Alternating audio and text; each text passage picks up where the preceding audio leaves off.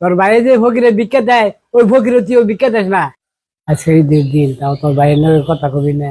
আব্বা তুমি কও এখানে আমার কোনো দোষ আছে কি? দোষ ভুল কার আছে এটা আমি জানতে চাই না। তোরা দুই ভাই আজকের মতো কথা কও। ছোট ভাই আমি বললাম বড়, আমি কর পায়ে ধরবো যাই, তুমি কও। রুবা শুন, আব্বা কও 1 বছর যাবত তোর বড় ভাই নামে কথা কস না।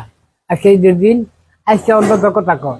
1 বছর ধরে কথা এখানে হিডা দেখলা, 2 টাকার হেডা দেখলা না। ভাইয়ে ভাইয়ে ঝগড়া হতেই পারে, তাই বলে তোর ভাইয়ে যে গেটে বাইর হয় ওই গেটে তুই বাইরস না।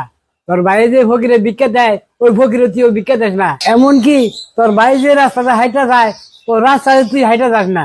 তোকে ভাইয়ে ভাই গিয়ে তোর গরমিল হলো রে। আমি বাপ, আমার কি মন লাগতে পারে? আমি এত কিছু বুঝি না। তোর ভাই ভাই আজকে ঈদের দিনের কথা না কর, আমি ঈদের মাঠে নামাজি পড়বার জন্য তোরা যা মনে তাই করবা।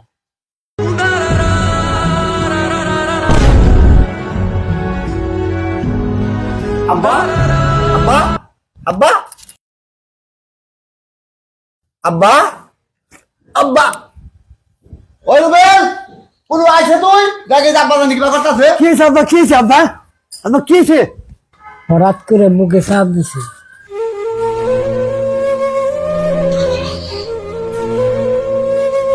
আব্বা হাসপাতালে নিয়ে যায়, বড় ভাই হাসপাতালে নিয়ে যায় পারে। তোরা থাম, তোরা দুই ভাই মিলে থাকো, তাহলে আল্লাহ আমার সুস্থ রাখবো। শুন একটা কথা বলি, ভাই ভাই ঝগড়া হয়, তাই বলে ভাই ভাইয়ের কখনো পর হয় না। ভাই বড় ধন। আর বাবাদের সবচেয়ে কষ্টের সময় হইলো নিজের সন্তানদের ঝগড়া দেখা। করলে পূরণ। তোরা দুই ভাই আমার নামে কথা দে, আমি যে বন্ধু ভাই আছি এই বন্ধু তোরা দুই ভাই আর ঝগড়া করবি না। একটা কথা মনে রাখবি, ভাই বড় ধন রক্তের বাঁধন, যদি পর হয় ভুল বোঝাবুঝির কারণ।